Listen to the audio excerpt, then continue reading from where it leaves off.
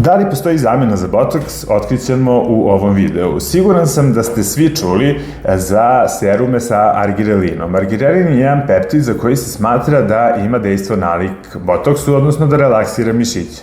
I to jeste laboratorijski potvrđeno da argirelin na mišićnu ćeliju deluje nalik botoksu. Međutim, za sada je nemoguće da nanesete preparat na kožu koji će proći kroz kožu i doći do mišića. No, ovo ne znači da argirelin nije dobra stvar.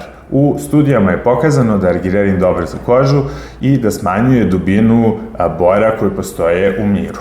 Tako da slobodno možete koristiti serume sa argirelinom, na primer od The Ordinarya, ali odlično je argirelin kombinovati i sa drugim peptidima, na primer sa The Ordinary matrixil peptidima ili još bolje sa bafetom, sa bakarnim peptidima, kako biste ostvarili sinergističke efekte i drugih peptida.